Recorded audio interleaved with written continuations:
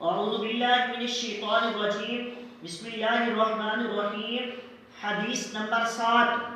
ہرقل شاہ روم نے ان کے پاس قریش کے قافلے میں ایک آدمی بلانے کو بھیجا، اور اس وقت یہ لوگ تجارت کے لیے ملک شام گئے ہوئے تھے، اور یہ وہ زمانہ تھا جب رسول صلی اللہ علیہ وآلہ وسلم نے قریش اور ابو سفیان سے ایک وقتی عہد کیا ہوا تھا۔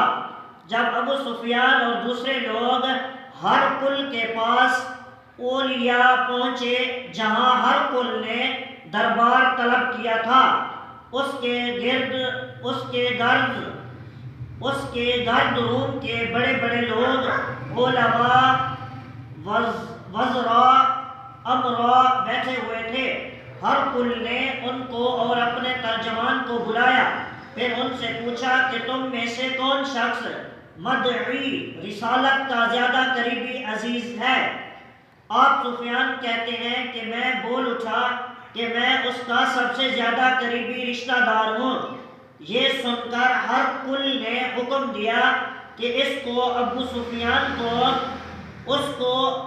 سفیان کو میرے قریب لا کر بٹھاؤ، اور اس کے ساتھیوں کو اس کی پیٹھ کے پیچھے بٹھا دو۔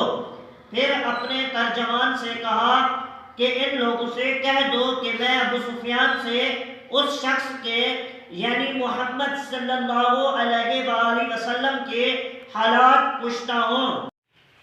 اگر یہ مجھ سے کسی بات میں جھوٹ بول دے تو تم اس کا جھوٹ ظاہر کر دینا۔ ابو سفیان کا قول ہے کہ خدا کی قسم، اگر مجھے یہ غیرت نہ آتی کہ یہ لوگ مجھ کو جھٹلائیں گے تو میں آپ صلی اللہ علیہ وآلہ وسلم کی نسبت ضرور غلط گوئی سے کام لیتا۔ خیر، پہلی بات جو ہرقل نے مجھ سے پوچھی وہ یہ کہ اس شخص کا خاندان تم لوگوں میں کیسا ہے؟ میں نے کہا وہ تو بڑے اونچے اعلیٰ نسب والے ہیں۔ کہنے لگا اس سے پہلے کسی نے تم لوگوں میں ایسی بات کہی تھی؟ میں نے کہا نہیں۔ کہنے لگا اچھا، اس کے بڑوں میں کوئی بادشاہ ہوا ہے؟ میں نے کہا نہیں۔ پھر اس نے کہا بڑے لوگوں نے اس کی پیروی اختیار کی ہے یا کمزوروں نے؟ میں نے کہا نہیں، کمزوروں نے۔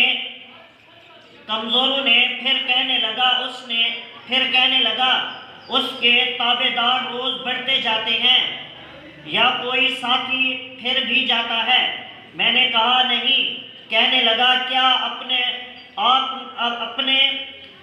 اس دعوی نبوت سے پہلے کبھی کسی بھی موقع پر اس نے جھوٹ بولا ہے؟